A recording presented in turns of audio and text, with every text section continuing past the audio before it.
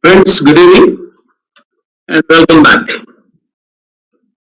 We are almost at the end of conduction heat transfer chapter.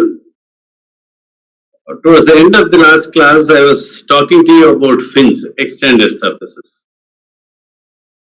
Maybe today we'll wind up conduction heat transfer. If time permits, we'll also discuss a few concepts of convection heat transfer. Before we actually go into this, I just need clarity from you. A few of you want me to teach in Telugu. Few are asking me to teach in English. I am confused. And a few of you are asking me to solve more problems. And quite a few of you are asking me to explain the concept better. Concentrate more on the concept. So, two actually opposite views I am receiving. I am confused where should I settle. So we probably decide to go with the same pace I am going as of now. And maybe if you all of you feel specifically, and you know all the students, you please raise your queries and your feedback more in number, so that at least I can decide who is asking more. Where is the majority at least? Okay, so that's it. And very quickly going through this, someone asked me to explain the problem number 8 of quiz once again, and someone asked me whether Rajput is a good book. I don't say it's a bad book, but the books I like I have already recommended to you. Maybe you can follow that, and any other book that can give you problems and solutions, probably that helps you. And one point I just wanted to concentrate and go further is this. The critical radius of insulation, one Mr. DTV Kumar asked me, critical radius of insulation, we see that heat transfer increases first and then decreases before and after the critical point. When the line is drawn parallel to horizontal line, cuts the curve at 2 points with the constant heat transfer, then why can't we take radius before the critical point? See, somewhere he is asking me a question whether he can choose a radius before the critical point, and why should we take only after the critical point? If we take before the critical point region radius, there may be a chance of material saving. Can you please explain? I just needed to, because it's something to do with the concept. I just wanted to explain it to you. Now, what is that we were talking about? You can look at the screen.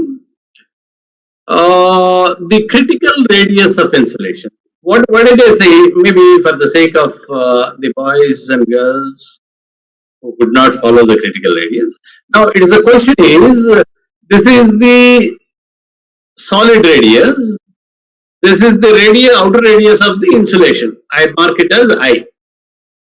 The point we said was, there are two resistances in the heat transfer flow path. One is the resistance offered by this insulation material, that is conduction resistance, and thereafter there will be convection heat transfer taking place outside the material, so that is convection resistance. What did I say? Because you are increasing the radius and conduction resistance is ln R2 by R1, conduction resistance increases. And because when you increase R2, the outer radius, the convection resistance 1 by HA, area increases for the cylinder, and therefore convection resistance. I said this increases and this decreases. So there can be a trade-off. Now, what is important is which increases and which decreases. That is the question. And if something is decreasing, by how much it is decreasing, and if something is increasing, by how much it is increasing. Okay. So I said the practical data suggests that, shows that initially the convection heat transfer resistance decrease dominates the conduction heat transfer increase, resistance increase. So therefore, finally the effective resistance initially decreases and slowly decreases. As a result of that, now one is decreasing, one is increasing. Initially this increases marginally, this decreases rapidly, and therefore overall decrease is less, and therefore resistance is reduced, heat transfer is increased. Now where are we? We start with R is equal to 0. What is this R? The initial insulation or pipe material radius, let me say. And the maybe outer radius, let me say this as R1. R1 is the point where insulation is starting. It is here the insulation is starting.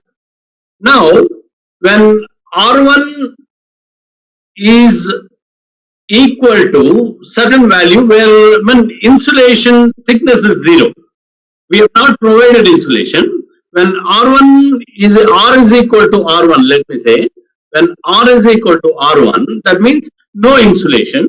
It is a bare pipe. See, it is a pipe that is going. Now we are about to decide whether we add insulation or not. We don't add insulation. Okay.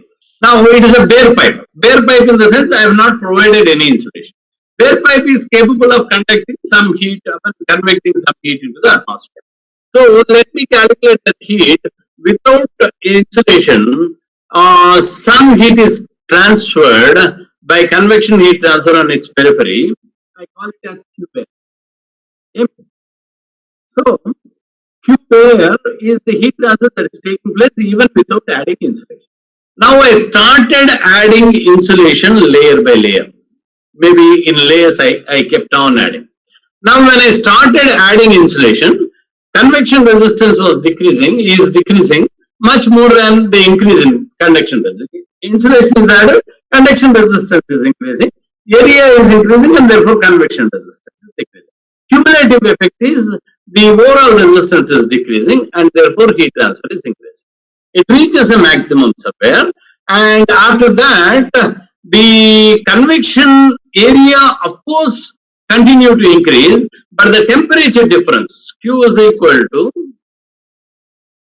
HA T surface minus T infinity.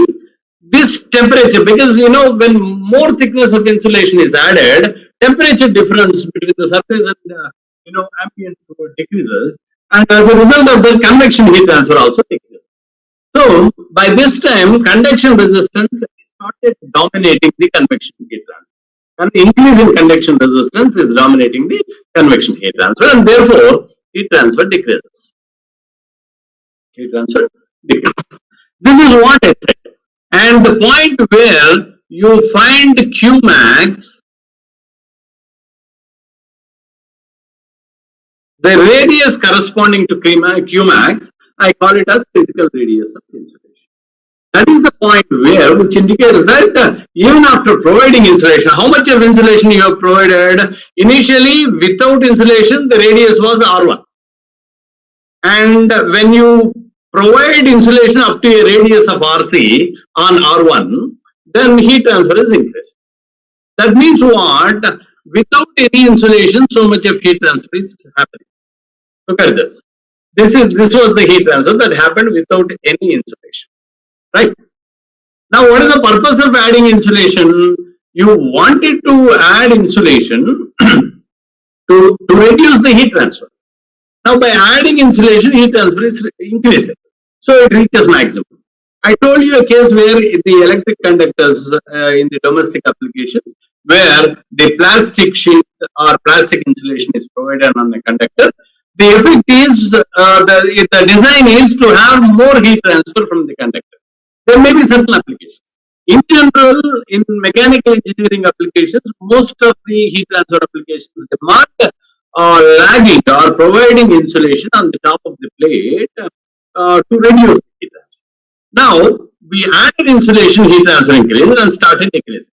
Technically speaking, correctly speaking, you should draw a horizontal line with the cubair and you should identify this area. If you want to reduce the heat transfer, you should move on to this radius, because by adding insulation at any of these points on the curve, at any of these points on this curve, the heat transfer is more than the cubair.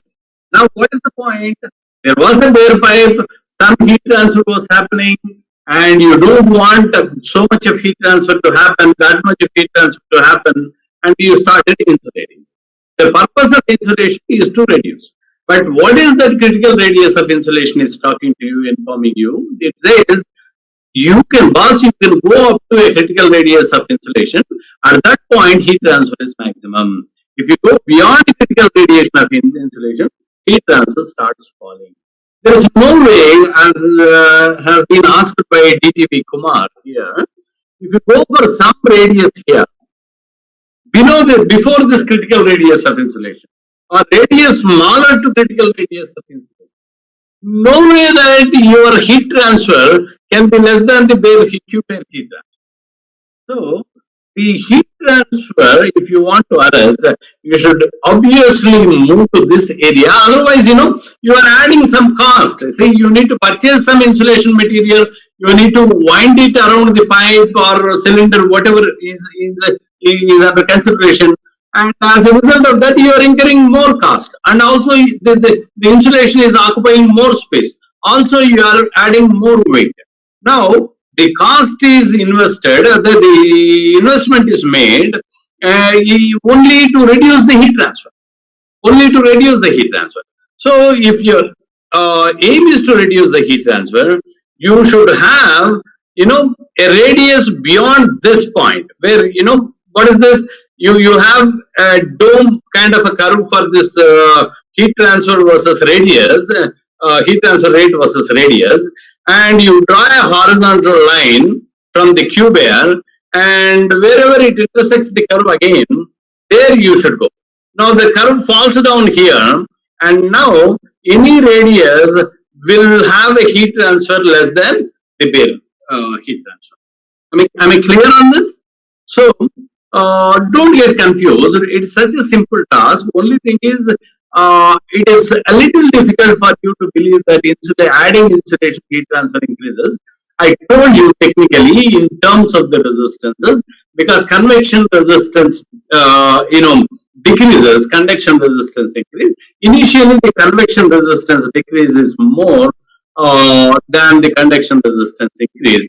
One is a logarithmic term, another one is directly in the denominator. Area is directly in the denominator. Initially, this dominates. So, it reaches a maximum and then falls down. You decide what is the radius that you want it to go. For sure, one simple statement says, if you want to have a reduced heat transfer, your radius should be greater than critical radius of insulation. If you are comparing with a bare pipe, your radius should be in this hatched region. Whatever the hatched region, I told you. So you should go beyond this one. Right? Now with this, let us come back to the fins again. I just told you that a fin is used to enhance the heat transfer, increase the heat transfer. How was it increased? I told you, wherever there is a convection mode, pure conduction when it is happening, when you are analyzing only in conduction heat transfer point of view, then fins will not come into picture. Fins will come into picture wherever there is convection heat transfer. And that's where I told you, convection heat transfer is given by Q is equal to HA delta T, where A is the surface area across which the convection heat transfer is taking place. Now, if you don't have control over H, Ts and T infinity, and only way you can increase the convection heat transfer is to increase the area. And I'm telling you again, and fin is used only to increase the heat transfer. There are a number of such applications like your computer, your laptop, there are many electronic devices inside and they consume electricity, and the resistance offered by these conductors produce some heat within it, and if you don't dissipate this, maybe it affects the functioning of this electronic circuits. This is a simple example. The mechanical example what I can give, the automobile cylinder, where at the end of every compression stroke some fuel is burning inside, and that is releasing enormous heat. Heat is accumulated in the cylinder, and if you don't remove that heat, overheating of the material beyond a point where mechanical failure of the material happen, and therefore your engine goes useless if it fails mechanically by virtue of elevated temperature, exposing to elevated temperature. Therefore, heat transfer is to happen. So very quickly, whenever you wanted to remove the heat and you wanted to enhance the heat transfer, maybe the size is a restriction or area is a restriction. You add fins onto it, and by adding a fin, you are bringing in additional area. I think I've tried to explain that to you with this. Right. Yesterday, I was trying to explain. This is the base material, and this you expect it to transfer heat by convection, and this area is whatever is appearing, the paper area, whatever is appearing to you, and now you're not satisfied with this kind of heat transfer, you expected more heat transfer to take place, and therefore you attach, an extended surface to it. Now, what is that I said? The entire area is now participating in convection heat transfer. Initially, conductor by enhancing the area, the convection heat transfer. Okay, so it can be a single fin, it can be multiple fins, etc. Now, the heat transfer analysis, I was just telling you to write the energy balance. Now, look at it. This is the base material. This is the base material. And from the base material, heat is, the fin is attached to it initially. The heat is to be conducted into the fin. Where the fin is attached to its base, I call it x equal to 0. And where the fin is ended, I call it x equal to L. Or at the tip of the fin, I call it x equal to L. Some of the parameters now, area of cross section of the fin, meaning, look at it, where the cursor is moving. This entire area, I call it area of cross section. What is perimeter? Perimeter is Telugulo chuttukalta antaru. The perimeter is the overall, distance that you can measure all around the configuration. Okay, so if it is a rectangular system, if you think this is B, this is W, breadth and width, so 2 times B plus W. So that's how the perimeter is. Now, what is happening? What is the mechanism that is happening with the fin? Convection heat transfer happens from the base into the fin, where at x equal to 0, it is almost like a gate there. So at the entrance point, gate, heat transfer is entering it, right? But how is it entering? It is conduction. It is conducting into the fin because it is also a solid. Fin is also a solid. And let me tell you, my dear friends, the fin can be the same material as that of the base, or fin can be a different material as compared to the base. It can be different or it can be the same material. But one thing for sure, please remember, the fin material that you select should be light in weight. You don't want to add extra weight into the system, and also should be capable of conducting. It should be a good conductor. Please remember that. Otherwise, conduction heat transfer cannot take place. Now, what is happening? Conduction heat transfer is continuously happening from x equal to 0 to x equal to L. Now, why are we using a fin? We are using the fin in order to remove more heat transfer from the base. Normally, unless otherwise specified, the base will be at an elevated temperature because you wanted to transfer more heat. Base is at an elevated temperature. Ambient fluid, assume that it is at a lower temperature. The simple case, base is maintained at 80 degrees centigrade. ambient fluid is maintained at 30 degrees centigrade.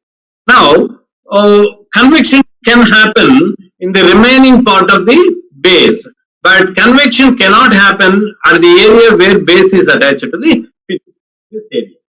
Convection cannot happen in this area. And on this area, what is happening? Conduction heat transfer is happening. Now, conduction heat transfer comes. Now, we take up a small elemental area on the fin, elemental volume on the fin, at a distance x equal to x from the 0, x equal to 0. And let me say that element thickness is delta x. Element thickness is delta x. Now, when I start my analysis, heat is conducted from the base through the fin. So, Qx enters here. Qx plus dx leaves here. Quite obvious, heat transfer is taking place. Now, parallelly, what is happening? Now, this surface of the fin, I'm talking about the entire surface that is exposed to the ambient fluid, is now ready to participate in convection heat transfer. Aren't you appreciating that? So, convection heat transfer simultaneously happen.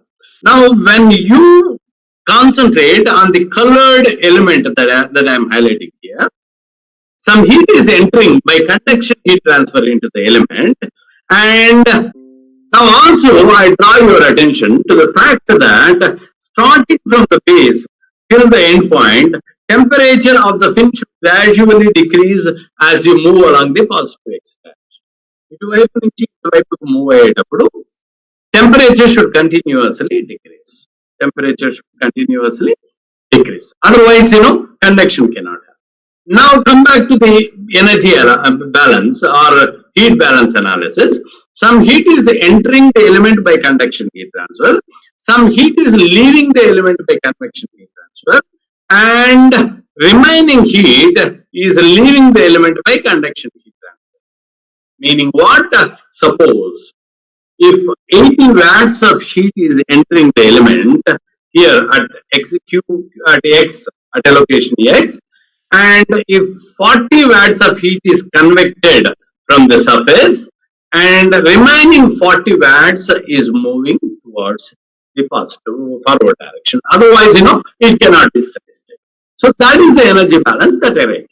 So very clearly, the rate of heat conduction into the element at x, qx, is equal to this plus this. Heat leaving by convection plus heat leaving the element by conduction heat transfer. So mathematically, I have represented. What is convection heat transfer? I told you Q is equal to HA delta T. I am now writing the expression for the element. Q is equal to H into P delta X into T minus T infinity. Where T infinity is the ambient temperature. T is the temperature of the element at x equal to x, or at a location x, or with small elemental distance at x. Okay. Now, I just rearrange the terms, bring everything onto one side, and write an expression here. Okay. So, what is Q x, Qx plus dx minus Qx, how much is that? I simply write it as how can you write this Qx plus dx? Qx plus dx can be written as Qx plus d by dx of Qx dx. Didn't we? Now, did we discuss the Taylor's rule earlier when we are discussing a generalized equation? So when I write that, simply Q, the difference becomes Q dq divided by dx of Q plus HP into because delta x has come in here from here, delta x has come in there. So this is a plus HP into T minus T infinity. Okay.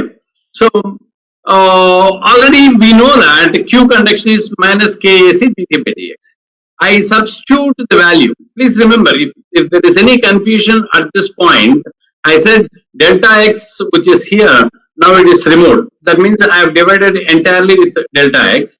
And what is, just imagine, I don't know whether you are able to see, if this you want me to write, if this you want me to write, I'll just go.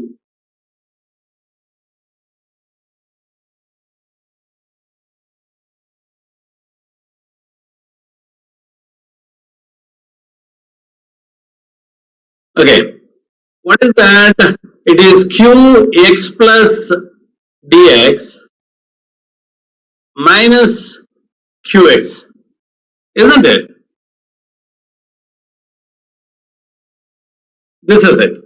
Qx plus dx minus qx. Of course, conduction is mentioned there to impress upon you that it is conduction. Now, what is qx plus dx? I said how you can write qx plus dx.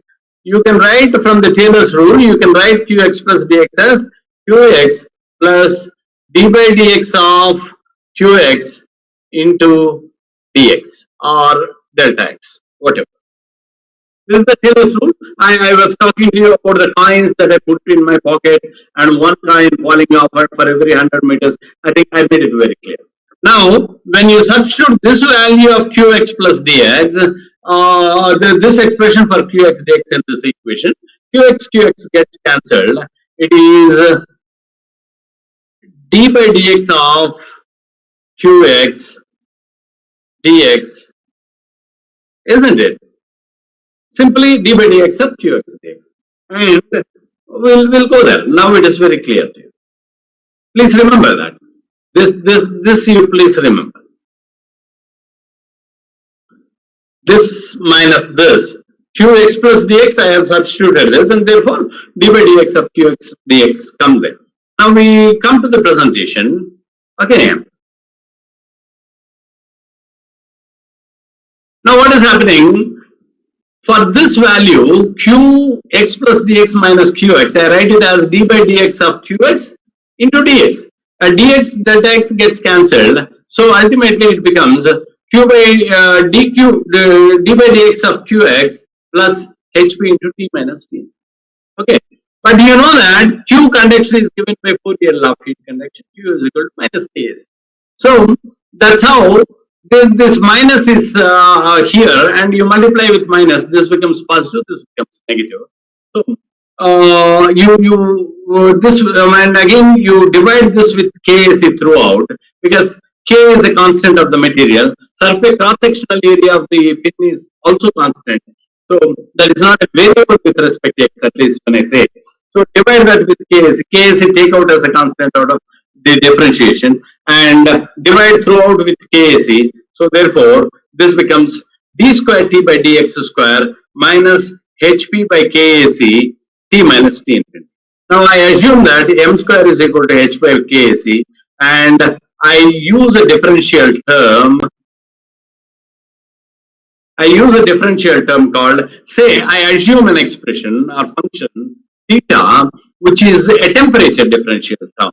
What is theta here? Theta is at any given location, what is the temperature difference between the fin and the fluid temperature?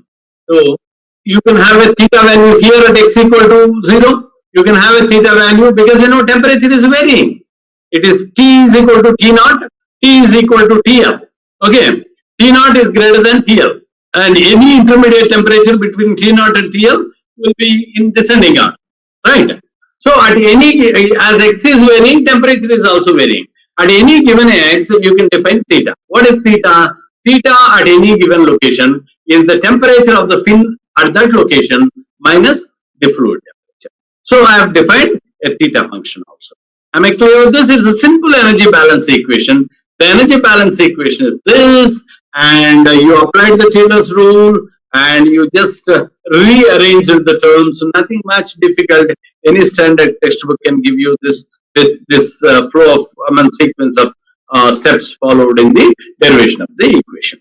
So Now, I told you in the last class that is a second order differential equation, and a general solution for that in terms of two integration constants can be written as theta x is equal to c1 e to the power of mx plus c2 e to the power of minus mx, and c1 c2 are two integration constants. Now, I was talking to you about three,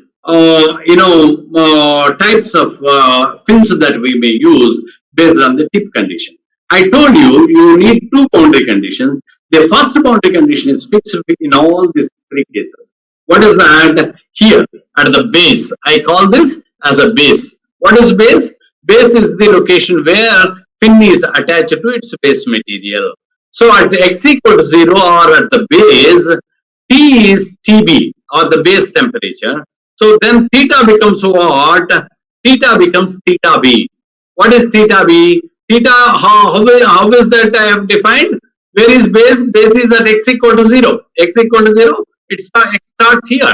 And what is theta? Theta is a temperature function, which is T minus T infinity. Now, what is the T at x equal to 0? TB. So, when I substitute it is TB minus T infinity. T infinity is known to you, TB is known to you.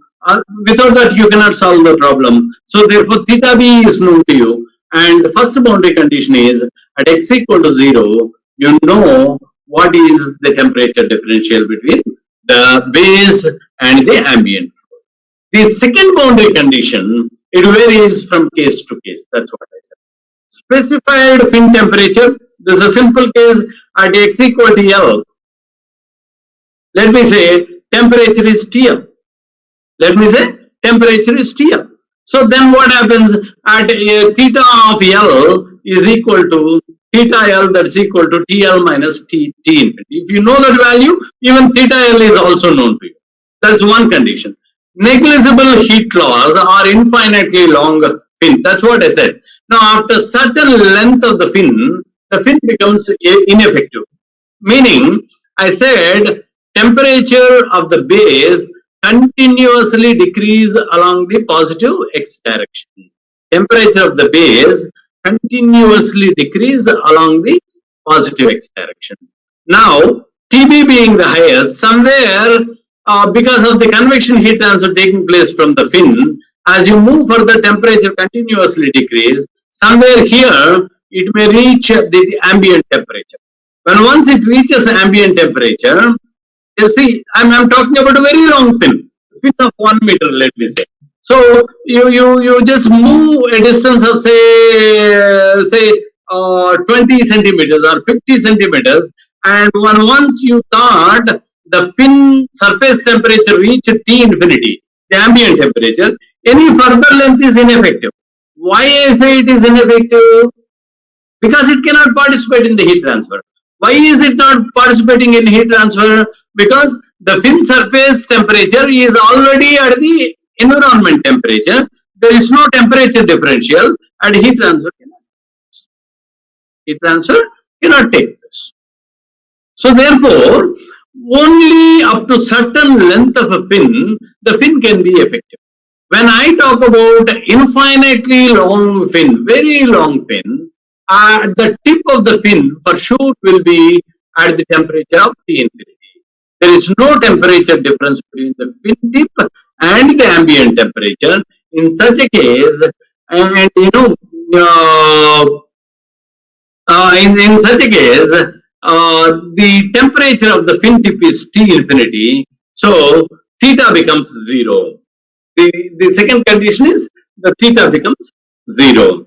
Now, when you substitute these boundary conditions and solve for the temperature distribution equation, now you get for variation of temperature along the fin.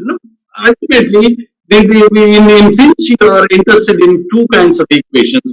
One, the temperature distribution equation, and another one is the heat transfer taking place. For infinitely long fin, two boundary conditions you can use. One is at x equal to 0, theta is equal to theta b, and at x equal to L, T tends to T infinity, and therefore T infinity minus T infinity is 0. So two boundary conditions are at x equal to 0, theta is equal to theta b. At x equal to L, theta is equal to 0. When you substitute these two boundary conditions in this expression, you get a solve for an fin. How are you going to calculate the heat transfer in a fin? One is whatever is the heat conducted at the base, how much heat is convected.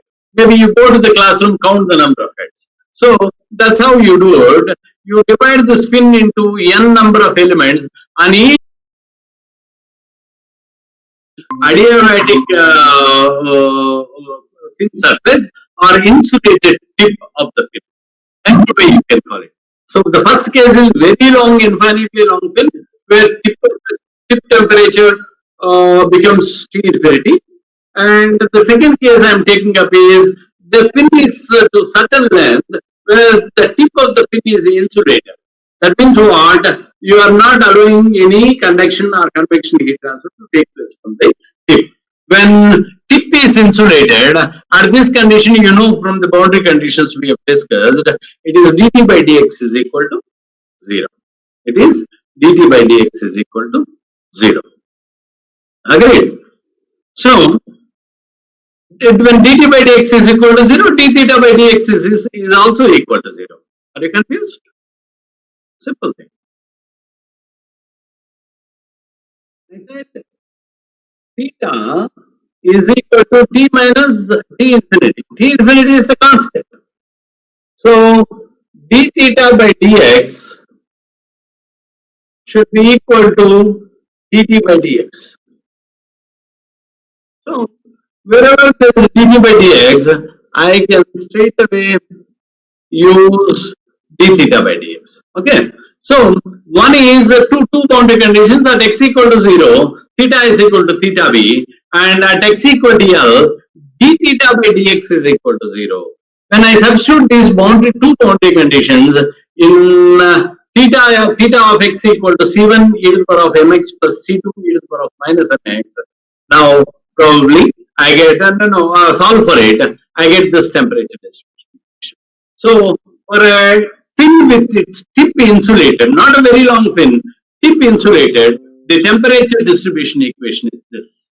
And from this I get dt by dx, and wherever x is there I substitute 0 in dt by dx function, and I calculate the heat transfer rate as q is equal to minus KAC dt by dx, and when you calculate this, it is under square root hp KAC divided by into theta b. Inthavaraku same.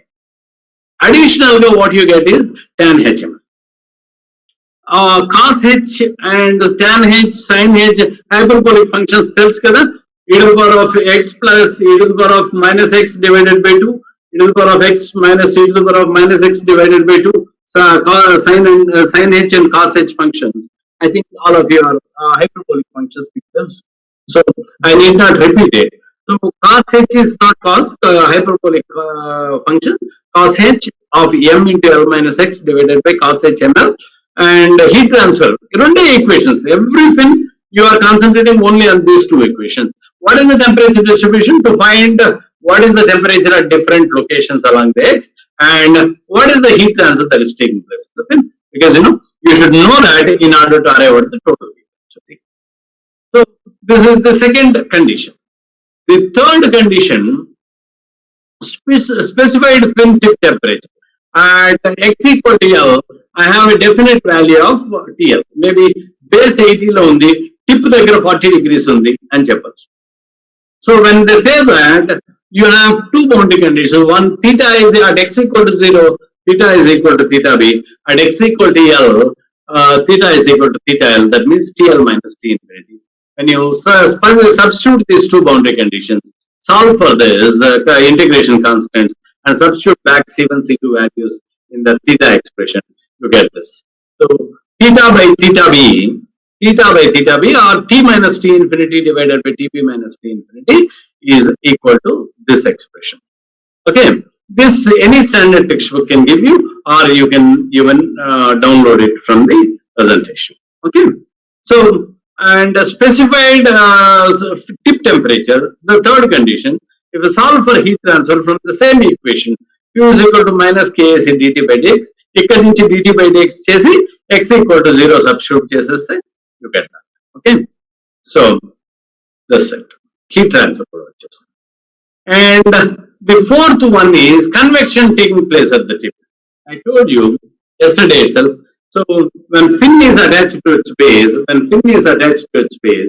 some heat is convected at the tip also. So that means what? Tip temperature is more than the ambient temperature. Otherwise, convection heat transfer cannot happen. So tip temperature is more than the ambient temperature, and some convection is happening. The boundary condition, first boundary condition is the same at x equal to 0, theta is equal to theta b. The second boundary condition is Q conduct at x equal to L, Q conduction is equal to Q convection.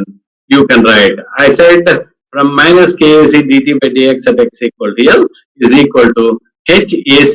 What is the surface area for convection at the tip? It is the cross-sectional area of the fin. This is the cross-sectional area of the fin. So that area you are using into temperature of the fin at the tip minus T. So these two boundary conditions you use, solve for this. It is cos hm into L minus x plus h by mk sin hm into L minus x divided by cos hml plus h by mk sin hml. Okay, so that when you go for dt by dx from this, substitute in this same old thing, you get this as the heat transfer. This as the heat transfer. Friends, with a very fundamental energy balance on a fin, we could convert that into second order differential equation, march towards a solution. By substituting the boundary conditions and finding the integration constants. So it's a bit of mathematics, nothing more than that. No intelligence is required or no procedures.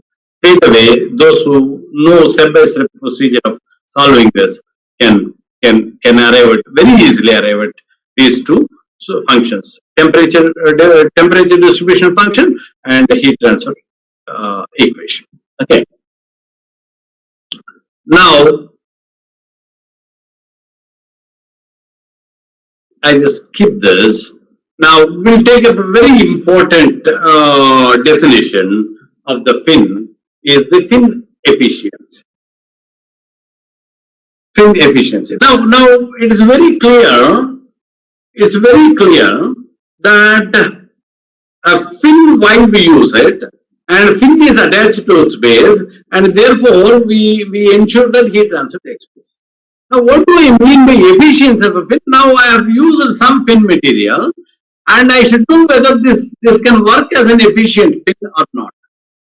Without knowing that, I cannot choose a particular material, and not only the material, the configuration, like the cross section area, the perimeter, what cross section should I use, what perimeter should I use, what length should I use, these parameters, and also the fin material itself. That depends on the thermal. Now, if you want me to define or arrive at a parameter through which you can judge whether this fin is good or not, now the fin efficiency is brought into the picture. What is fin efficiency? Fin efficiency is the actual heat transfer taking place through the fin under consideration to that of ratio of the actual heat transfer to the maximum possible heat transfer. Now, what do you mean by maximum possible heat transfer? Maximum possible heat transfer, when can happen in a fin? Now, how is the heat transfer taking place in a fin? Heat transfer is taking place in a fin by convection heat transfer, right? Heat transfer is taking place in a fin by convection heat transfer. Meaning what?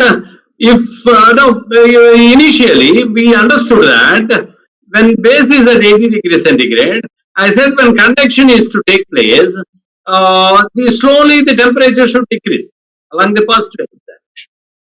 Along the positive x direction. So typical actual fin low, how the temperature varies is indicated. Maybe ఇక్కడ 80 ఉంటే ఇక్కడ 70 ఉంటుంది, ఇక్కడ 65 ఉంటుంది, ఇక్కడ 60 ఉంటుంది, ఇక్కడ 55 ఉంటుంది, 56 ఉంటుంది. So somewhere, just to give you an example, right? ఒకవేళ in case you have a zero resistance solid. Zero resistance solid ki nenemannanu, when R is equal to 0, నేను మీకు చెప్పినట్లున్నా సూపర్ కండక్టర్ లాంటిది ఏదో చెప్పినట్టు. Okay, so there is nothing like a superconductor in actual practice, it's only idea. నేను temperature distributions చెప్పేటప్పుడు ఏం చెప్పాను, ఈ స్లాబ్ లో టెంపరేచర్ డిస్ట్రిబ్యూషన్ హారిజాంటల్ ఉండొచ్చు, స్లోప్ 1 ఉండొచ్చు, ఈ స్లోప్ కూడా పెరగచ్చు. This the temperature gradient, slope of the temperature profile. నా ఇది ఎప్పుడు when R is equal to 0 అంటే ఏంటి, సూపర్ కండక్టర్ అన్నమాట. ఇక్కడ ఎంత టెంపరేచర్ ఉందో ఇక్కడ 80 ఉంటే ఇక్కడ కూడా 80 ఉంటుంది. విత్ ఇన్ నో టైం అంత హీట్ ఇక్కడికి వచ్చేస్తుంది. ఈక్వలైజ్ అంటే చాలా ఇన్ఫైనైట్లీ ఫాస్ట్. అలాంటి ఒక ఐడియల్ కండిషన్ లో ఒక సూపర్ కండక్టర్ లాంటి when hardly there is no temperature difference. Now what is happening, the entire surface is now at the base temperature because it's a superconductor, and ikkada marginal temperature decrease and heat can instantly conduct through the material. And what is the advantage you are gaining here? The entire fin is maintained at its base temperature. So convection heat transfer is simple. Q is equal to the entire area of the fin into base minus T infinity. Base is the highest temperature. So heat transfer taking place. Okay. What is heat transfer taking place? Right. So the convection taking place at the tip heat transfer equation, the specified end temperature heat transfer rate equation, idemo tip insulated heat transfer rate equation, idemo infinitely long fin heat transfer rate equation. So ఇప్పుడు మీకు ఇచ్చిన ఫిన్ ఎలాంటిది అని మీరు చూడాలి. ఇది tip insulated, infinitely long, convection taking place, లేదంటే tip specified temperature ఉందా. ఓకే, దానికి corresponding heat transfer rate equation will come into the numerator. What will be in the denominator? Just now I have explained. What will happen if the entire fin is maintained at its base temperature? Entire fin is at base temperature TB. Entire fluid is at a temperature T infinity. There is only one temperature difference because entire fin is at its base temperature. So the maximum heat transfer can be calculated using Q is equal to H into surface area of the fin, not cross-sectional area. Please remember, you are coming across two different areas. Area of the fin, when I said, it is the surface area because convection is not happening only at the cross section. Convection is happening all along the fin surface, right? All along the fin surface. So, fin efficiency is tan HML by ML. What is M here? Under square root HP by K. Under square root HP by K. Now, friends, if you concentrate a little, analysis here. Efficiency of a fin when its tip is insulated. If someone asks you this question, will the efficiency of the fin be more in natural convection conditions or forced convection conditions? Remaining things being the same. Remaining things being the same. Ante enti itla fin undi kada, ikkada natural convection in the sense the advection or the bulk motion of the fluid is happening because of the buoyancy forces only. No disturbance created otherwise. Or otherwise, you have a fin here, when fan here, blow the air over the fin. So what happens? Very simple. When you have the force of convection, you are directing the fluid, you are forcing more and more number of molecules to go in contact with the fin, acquire the heat. So quite obviously, heat transfer coefficient is higher for forced convection, right? So remaining things being the same base material, same fin, same base temperature, same tip temperature, okay, same ambient temperature, even the same petacity. Natural convection, forced convection, and natural convection ki heat transfer coefficient takku untundi, forced convection ki heat transfer coefficient. Am I right? So fin efficiency natural convection లో ఎక్కువ ఉంటుందా, forced convection లో ఎక్కువ ఉంటుందా అంటే చూడండి.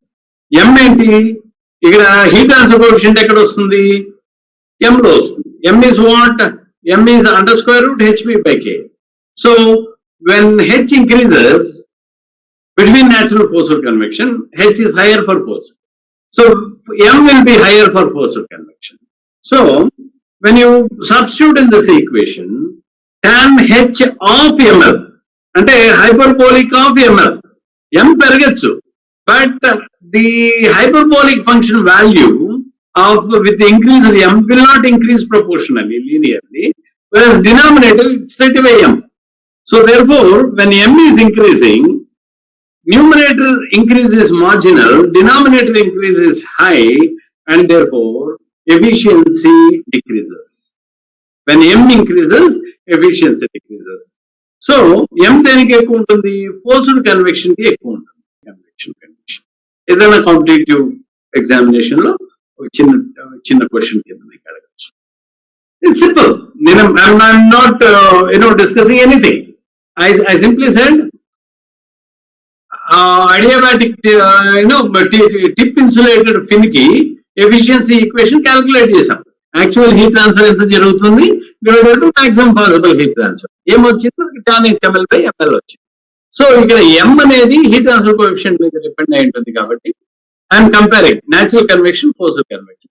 Natural convection లో heat transfer coefficient less and forced convection heat transfer coefficient is high, and therefore fin efficiency under tip insulated condition will be high for natural convection than forced convection. Yeah, I agree.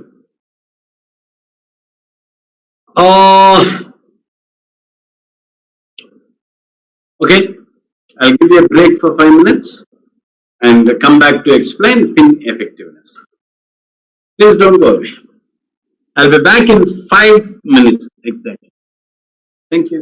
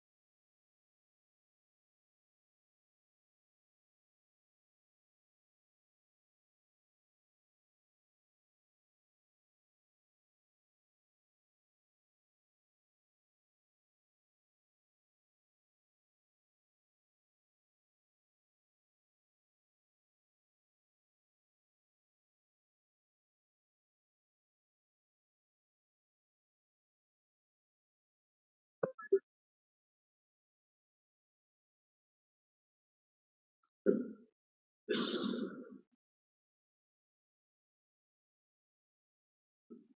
So, video, check the video. Are you getting?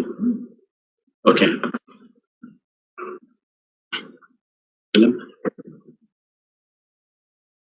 Now, let us talk about the effectiveness of a film. ఇందాక ఏం చెప్పాము? We discussed about the efficiency of a film. Efficiency of a film ante, now whether ideal film material now by now you got a clarity that film material shall have as much as good thermal conductivity as possible. It should be as good conductor as possible. Ante. So ideal material to compare cheste your fin how is it performing compare cheyadam kosam efficiency what. Once again I repeat, why do we use efficiency? Suppose in your fin place let there be an ideal fin. What is this ideal fin? Enormously high thermal conductivity or negligible thermal resistance. అలాంటి ఫిన్ ఈ ఫిన్ place లో ఉన్నప్పుడు ఇది దాంతో ఎంత percentage కి match అవుతుంది అని చెప్పుకోవడం. It is the fin efficiency. Now what is the effectiveness of fin? Effectiveness of a fin, whether this fin is performing better, is it advisable to use this fin or don't use the fin at all? In the sense, if you don't use the fin, if the heat transfer taking place is more or less same as the one you are reaching with the attachment of the fin, then there is no point in adding a fin. Adding a fin is additional material, additional weight, additional space, right? So by adding the fin, heat transfer should increase enormously. Otherwise, there is no point in adding a fin. Now, is it better to add a fin or is it better not to add a fin? So what is the effectiveness of a fin? It is defined as heat transfer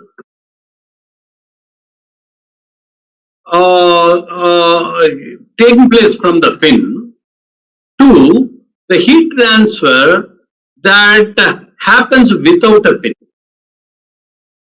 With fin, without fin, heat transfer. With fin, what is the heat transfer taking place? Efficiency of effectiveness of a fin is Q fin divided by Q no fin or without fin. Okay. What is Q fin? All those 4 equations of heat transfer for 4 different conditions that can be used in the numerator straight away. And what is the heat transfer that may take place without a fin? If a fin is removed, this area is now exposed to convection heat transfer. The presence of the fin, look at it, is blocking this area. Initially, entire convection is taking place over the entire surface. Convection heat transfer is taking place over the entire surface. Now that you have attached a fin, this area is blocked for convection heat transfer, whereas new area is added, that is the fin surface area. How much of convection heat transfer takes place over the fin? You can calculate from the 4 equations depending on the condition. Appropriate heat transfer rate equation you can take. Now, if I remove the fin, remaining things are not altered. Only at the base where the base is joining, the fin is joining the base, that area is now newly available. So, what is this area? Cross-section area of the fin. What is this area? Cross-section area of the fin. So, without a fin, how much heat transfer takes place? Remaining is not altered. We are not bothered about remaining heat transfer. Here in this area, the area affected by the fin, adding the fin. Now, when you remove the fin, heat transfer rate is equal to H into cross-sectional area into base minus infinity. H into cross-sectional area into base minus infinity. That's what it is written here. H into, okay, area of cross-section, that is, area of cross-section or area at the base, area of the cross-section into TB minus T infinity. So, without a fin, this is the heat transfer that happens. With a fin, we know the equations, how much it happens. So you compare them. You form a ratio. That is effectiveness. Normally, if the fin effectiveness is equal to 1, what does it mean? 1 or less than 1.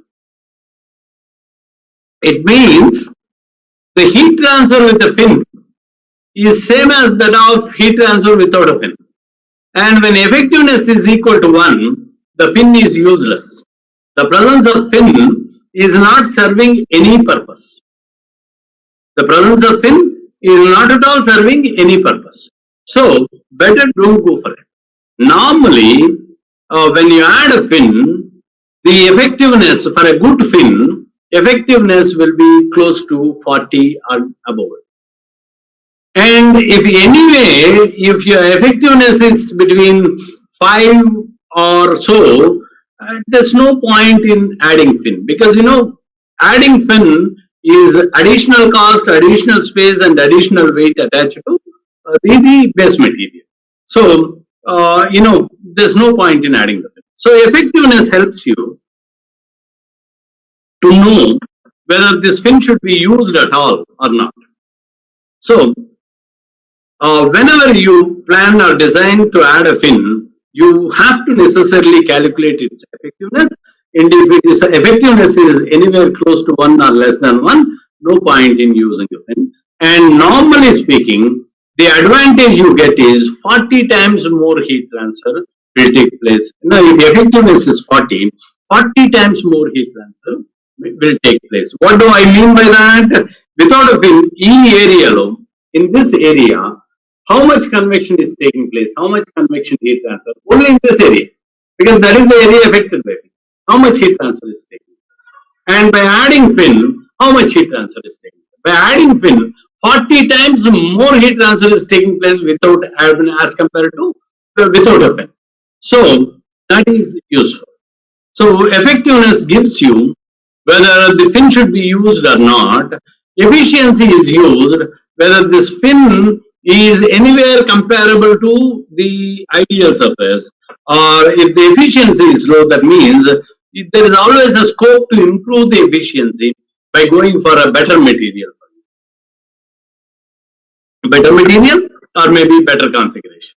Okay, so that is the difference between effectiveness and efficiency. Okay, now what is the total heat transfer that may take place? Maybe when you have n number of parallel fins,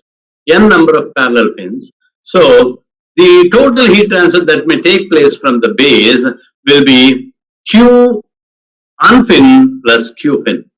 Okay, in each fin, if some W watts of heat transfer is taking place, you calculate how many fins are added into W into N will be the total heat transfer taking place for the fins. And in the gaps between the fins, anyhow convection is normally taking place, that is not disturbed, and therefore unfins are all H into this area not covered by the fin, into H into T base minus T infinite, plus what is the heat transfer taking place from each fin into n number of fins. So add them together, that is the total heat transfer that is taking place from the base as it is. Now, one more important discussion that I want to take here is when you want to add more number of fins parallel to each other, and how many fins you can add, or how closely you can add fins. And you don't have a liberty of placing n number of fins with minimum gap between them. I'll tell you why. Just I'll draw a line diagram. Let this be a base. Let this be one fin, a second fin, a third fin. Now I am talking about this gap. How much should be the gap? Can you decide it at random? Normally, I should talk to you about boundary layers. Boundary layers I will talk to you when we actually discuss convection heat transfer. For the time being, you assume this, and we'll discuss it in detail when I discuss convection heat transfer. Now, what is happening? Now, when air is moving in this direction, no convection heat transfer should take place because air or the fluid should go and touch the top surface of this fin, bottom surface of this fin, and unfinned area also it should touch. And therefore, heat transfer is taking place here. This I called it Q unfin. Okay, heat transfer takes place. This is Q fin. Okay, heat transfer should take place. This is also Q fin. Now, what is the requirement for Q fin and Q unfin to happen very effectively? The fluid should be freely moving between the two parallel plates or two successive plates. Now, when we talk about a boundary layer is the region where the viscous effects are felt or velocity variations are felt. Now, boundary layers on a plate forms like this. Now, this I said I will explain when I explain convection heat transfer. So, the boundary layers form like this, and this is good. That means what? Within this region of the boundary layer, the velocities will not be great. Velocities are greatly affected. Velocities are reduced because of the viscous effects. And beyond the boundary layer, you have very good velocity or free movement of the molecules because beyond the boundary layer, you are free from the viscous effects. That is wall friction. Very seriously, wall friction. So, when you add fins, you should see that the boundary layers are not interacting with each other. Of course, the boundary layer thickness will be very, very thin though on the plate surface. But when you are adding fins very close to each other, that says the boundary layers intersect with each other. That means what? Entire space between the fins, the space between the fins is under the influence of viscous effects, and movement of the molecules, fluid molecules is greatly restricted, and therefore convection cannot happen freely. We all know that convection heat transfer takes place very effectively when there is a free movement because convection is because of the pulse motion of the molecules. So, whenever these boundary layers are intersecting with each other, definitely such a condition is not advisable because the movement of the air between the two thin layers is highly restricted because the boundary layers are intersecting with each other. That means the entire region is under the influence of the space between them is under the influence of viscous effects, and molecular movement, the free movement of the molecules is highly restricted, and therefore you cannot choose any gap between the fins, and you should use fin gaps sufficiently or at a sufficient space between them. Now you should ensure sufficient space between them so that air freely moves in between this, and viscous effects are not felt at least in the spaces. So with that, I have explained about the temperature distribution equations for 4 conditions and heat transfer rate equations for 4 conditions and efficiencies of the fin for 4 conditions, effectiveness of the fin for 4 conditions. When you understand this concept clearly, any problem can be just, but you need to remember those equations.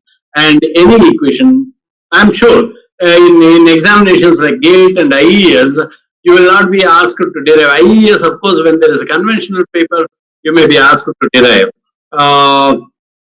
But in GATE examination, mostly objective or fill in the blanks are matching the things. So you don't expect them to ask you to derive, whereas these equations should be remembered so that you can very easily apply those equations and solve for it. So I don't know. You please straight away by heart these equations and remember them. Work on it a little more. When I said IES and GATE examinations, friends, if you are listening to me carefully, at one point of time, entire Andhra Pradesh was known for its GATE scores. And when GATE results are announced, almost students of every engineering college, I'm talking about prior to 1996, they were very jubilant. Many very top GATE score ranks are scored by our students. And even in IES examinations, out of every 6, there used to be at least 2 to 3 from Andhra. Now today the scenario is totally changed. Very few are getting qualified. That obviously means we need to work a little more hard, and we need to understand the concepts better and start working on them. It's no, your super seniors a decade back, or decade and a half back, or 2 decades back. Your students on the campuses, they did a marvelous job, in excelling in this competitive examinations. Now, what is happening? No one knows. Maybe because you are easily getting these IT jobs or jobs, and therefore you are all aiming at these kind of jobs. You are ignoring your domain skills. We want those days to be back here, and that obviously means you should be very good at fundamentals. You should be grasping the the concepts of the subject, and then applying the concepts. Equations are quite few, and once you are very clear with the concept, equations can be remembered, and values can be substituted in equation. Calculator can be operated. So that's not a big deal, but you need to understand the concept very, very clear. And for this, you need to go through standard textbooks. So this is once again my appeal. I'm sorry, I'm talking something very general, but I want those days to be back. I want those days to be back. Okay, so we quickly move on to the transient heat conduction case.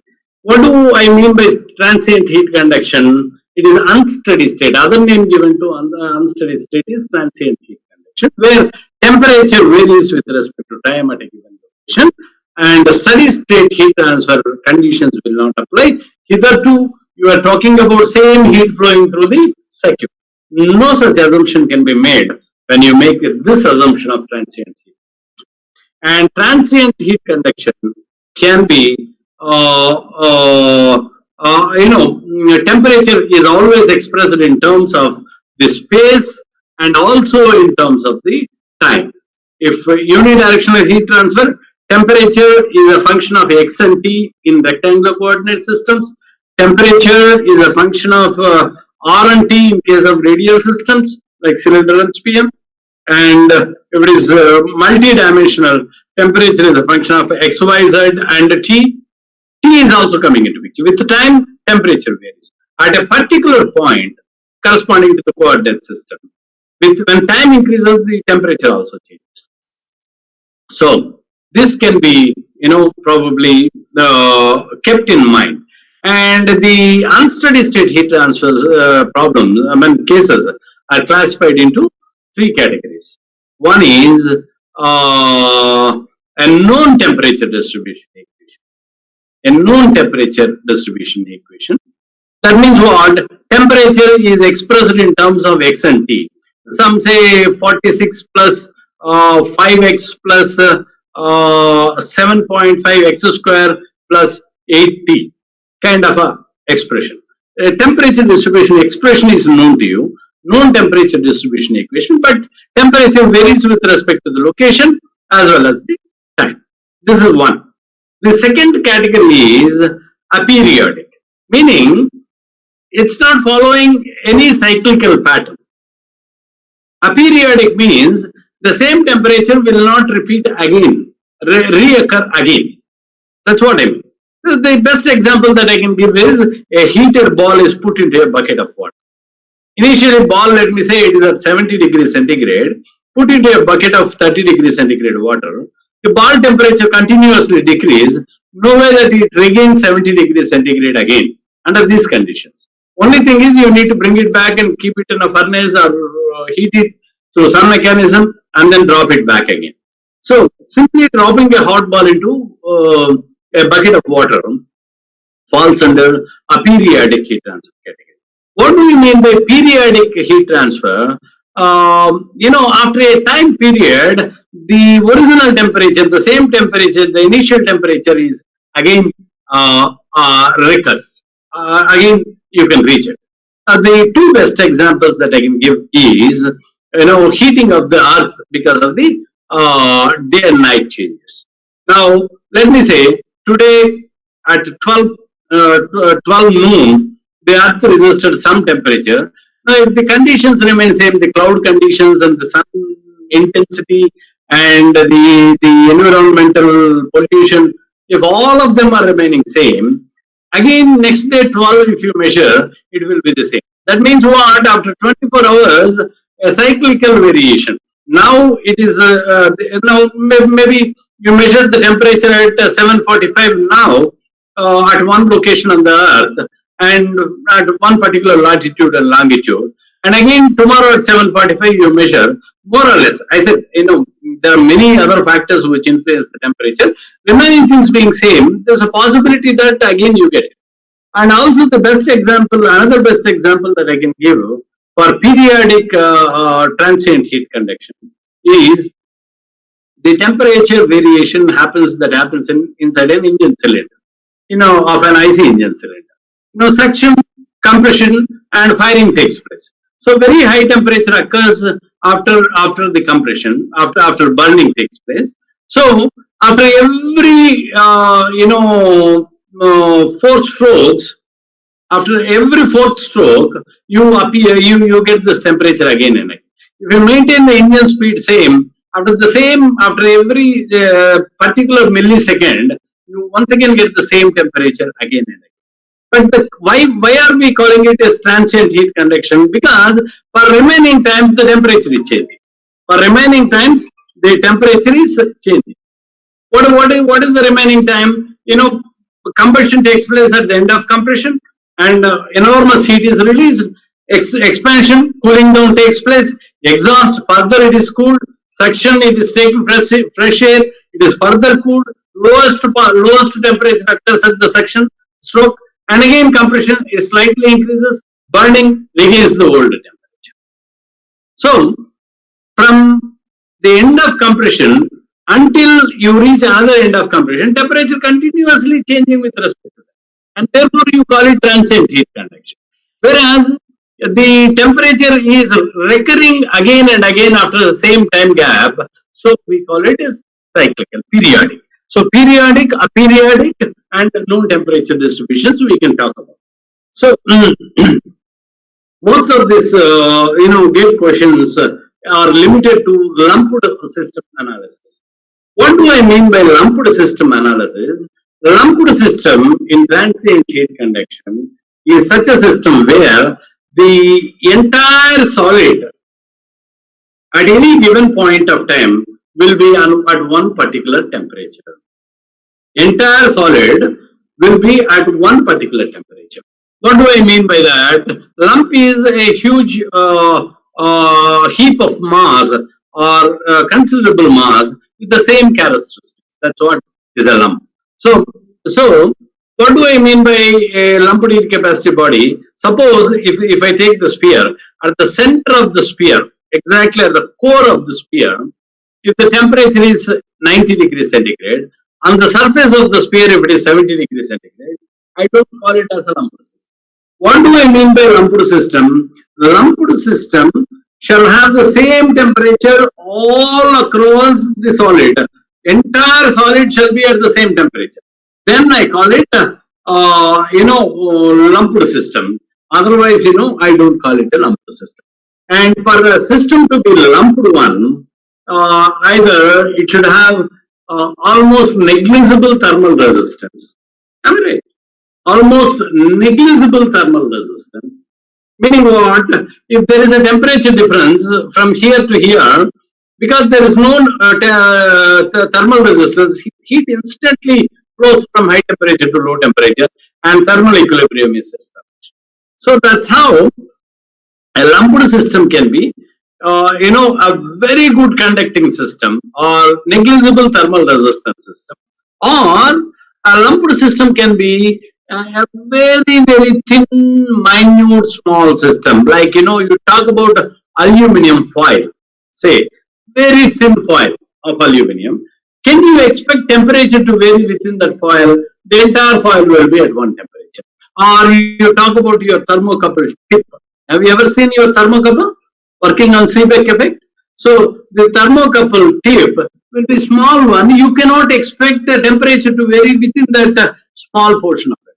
So either the smaller objects, very smaller objects, it is not a rule that for all small objects there shall not be temperature difference within it.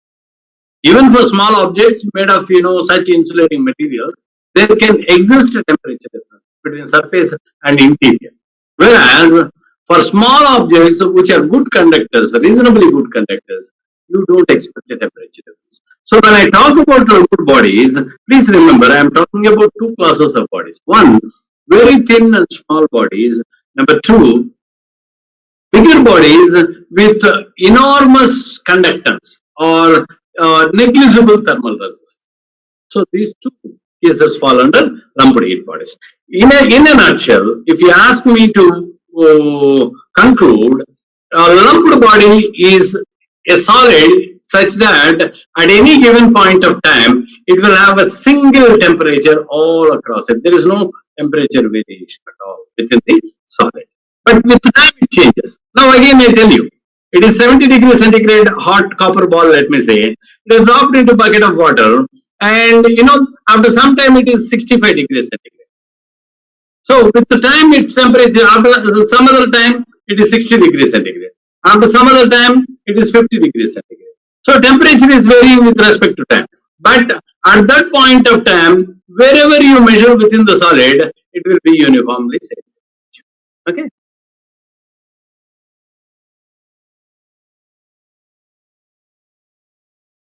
Okay. Now, imagine, let me say, a ball is dropped into a new environment where convection heat transfer is taking place. Okay. Now, what is happening? The NMOS, the entire solid is at a given temperature, and either it may lose heat or gain heat depending on what is its temperature as compared to ambient temperature. If a 30 degrees ball is dropped in 100 degrees centigrade water, it gains the heat, it receives the heat. If a 100 degrees centigrade ball is dropped in 30 degrees centigrade water, it loses heat. So basically heat transferred into the body and increase in the energy of the body. Because heat is either given to the solid or taken out from the solid. Now let me say it is going into the solid. Now how heat transfer is taking place into the solid? At the surface by convection heat transfer.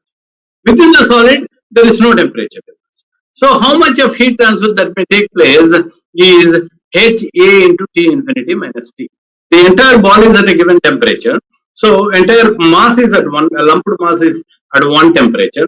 Lumped system is at one temperature. So therefore convection heat transfer, either taking it to the system or out, is HA T minus T. This is heat transfer rate. Forget about this dt. Or rather you write it as mCp dt divided by d small t. That means what?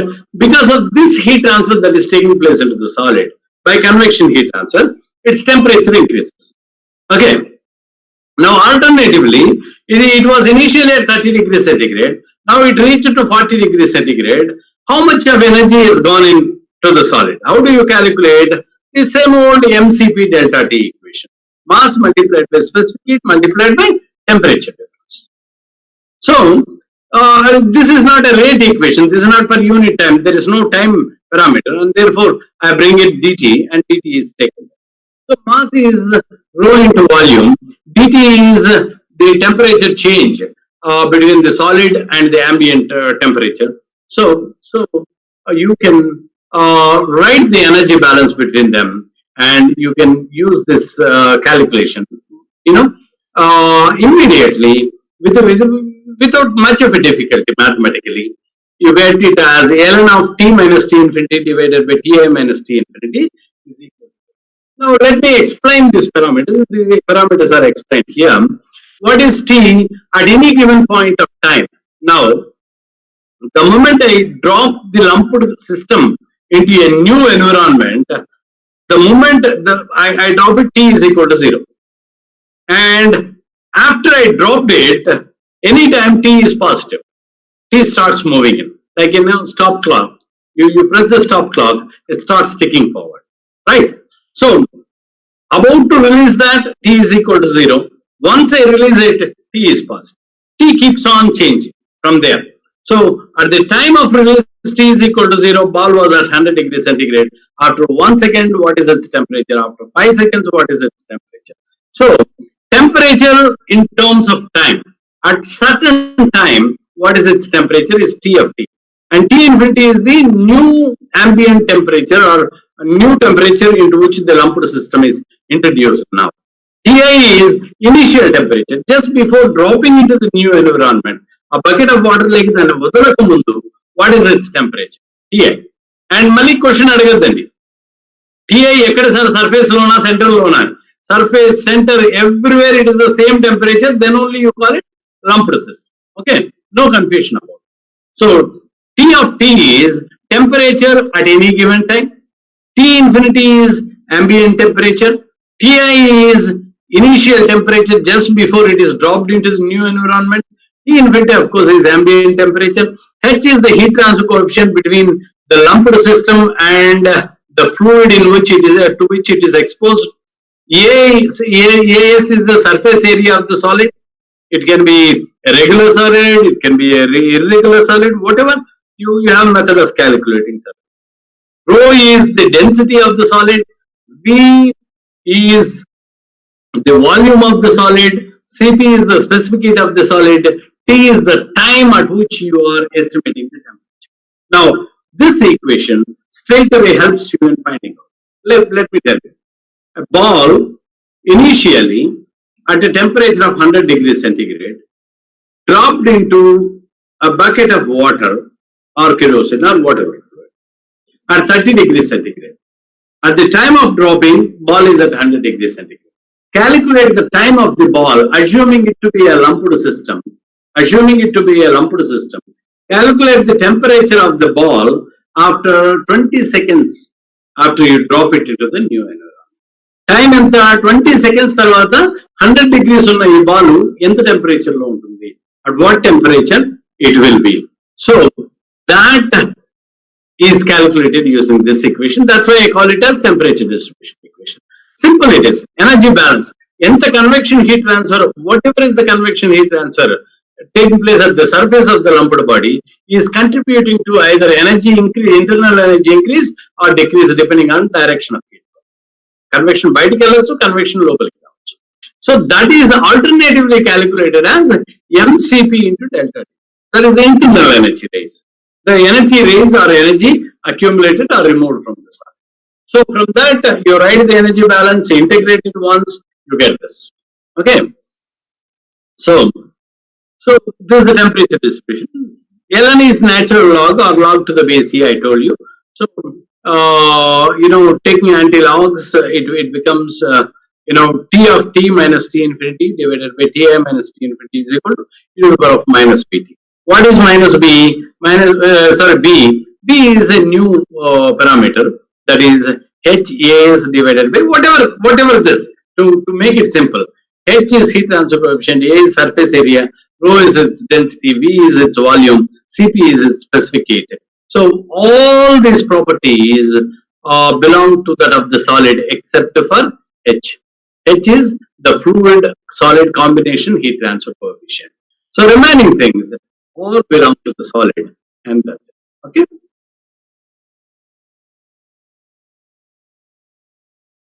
Now, how the temperature varies if a lower temperature body, a lumped system, maybe 36 degrees centigrade ball is dropped into a new higher temperature environment and 100 degrees. Initially, Ti stands for initial, just before dropping. T infinity stands for the temperature of the new environment, higher temperature. 30 degrees ball dropped into 100 degrees centigrade, for an example. How the temperature varies, the curves are given for different B values. Now I am talking about B's. Higher B, this will be the curve. For intermediate B, this will be the curve. Lower B, it will be. So the B depends on these values. Okay. So that's how you can analyze. And remember, the temperature is an exponential function, and it can reach the exponential function always talks about reaching the ambient temperature only at infinite time. Exponential curve will not meet the x-axis. It can only meet the x-axis at infinity. It appears to be meeting, but theoretically speaking, it meets at infinity. Infinite time means it's not years, very long time. Let me know. So because it's an exponential function, please look at it. T minus t infinity divided by ti minus t infinity is equal to e to the power of minus bt. It is an exponential function. Okay. So so the exponential variations are explained here. Infinitely long time it takes to reach the ambient temperature. That's one thing you all needed to remember, because going by the equation, it takes a very long time. Maybe the difference between at a given second and I dropped a solid into the new environment and calculate what is the heat transfer taking place at the second, third second of after dropping the ball. And the third second, the surface temperature entundi. Temperature difference between ambient and the solid temperature entundi. Q is equal to HA delta T. Surface area telusu kabatti. First to second low, its temperature is different. If it is a hot ball, its temperature is higher. Second low, inkonchu lower. Fourth second లో ఇంకొంచెం lower. Each second కి ఎంత heat transfer జరుగుతుంది? This is instantaneous heat transfer. What is the total heat transfer over a period of time?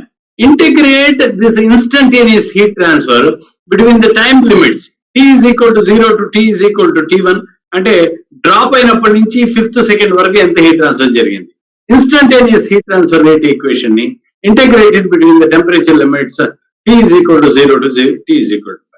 Or you can also calculate the heat transfer rate that can happen between the 5th second and the 10th second. Then integrate between time t is equal to 5 to t and time t is equal to 5. Okay. So I'm just bringing it to your notice about instantaneous heat transfer and total heat transfer. Don't get confused. Instantaneous heat transfer can be calculated by recollecting or applying the convection heat transfer rate equations. A simple equation, you can find it in your textbooks. I did not display it here.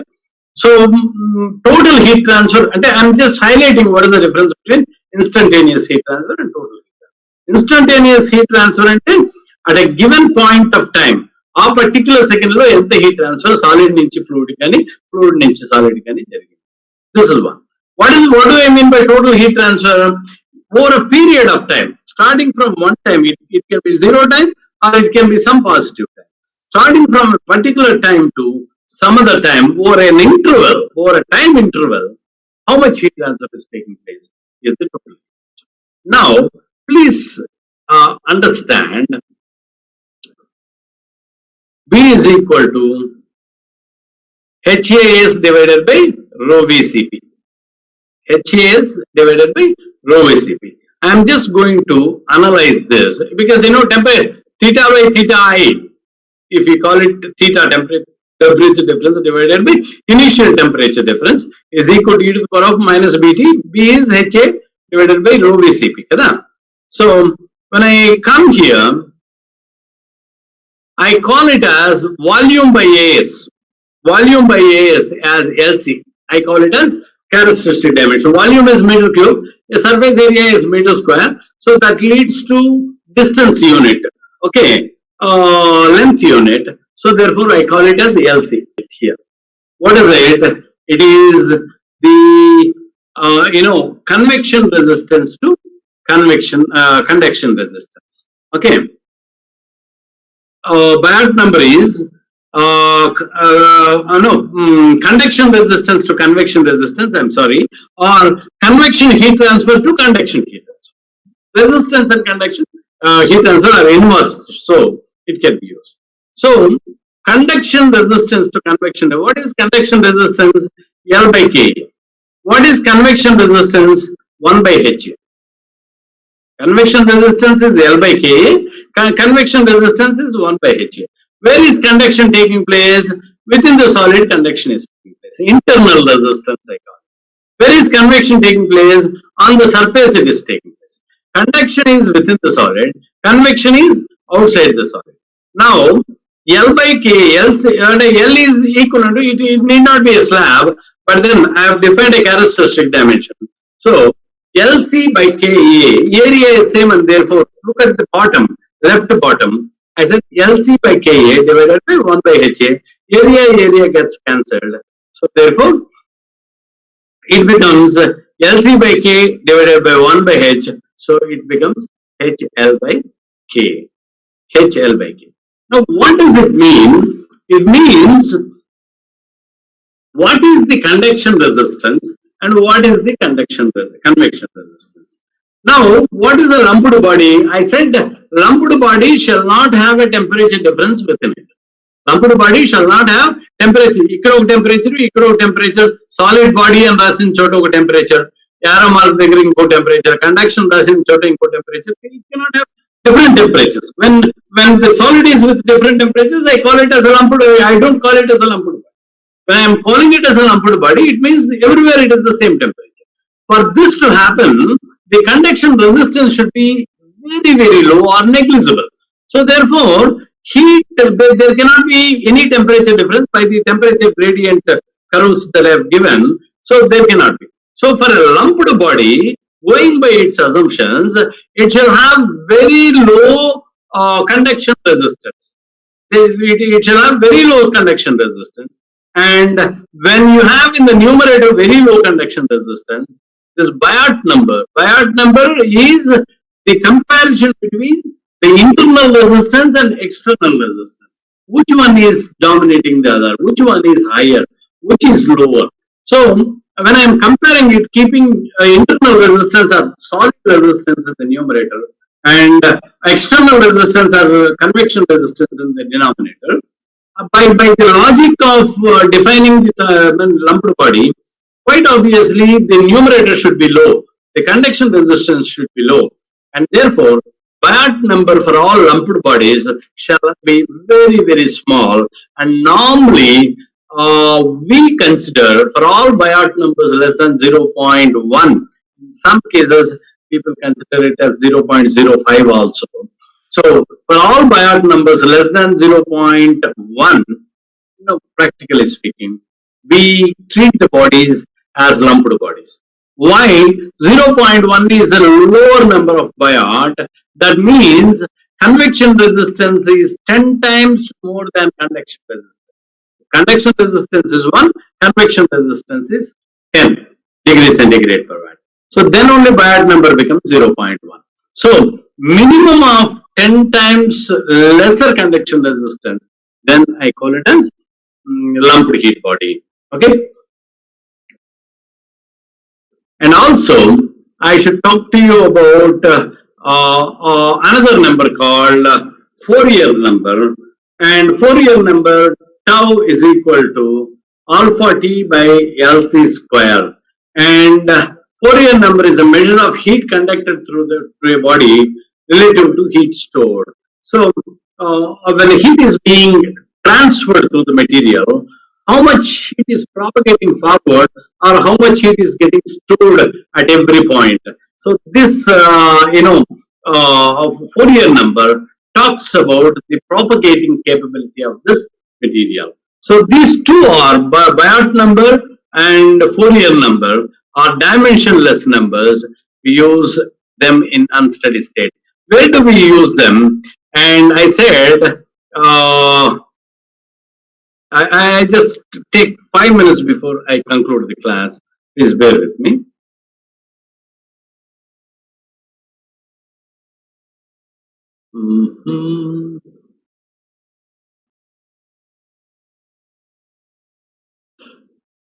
What is this? I have written Q equal to HA by rho Cp into V. HA surface area, right? What did I say? V by AS is equal to LC. So I write this as Q is equal, this quantity, I can write it as H divided by rho CP into LC. Rho CP into LC. Okay. And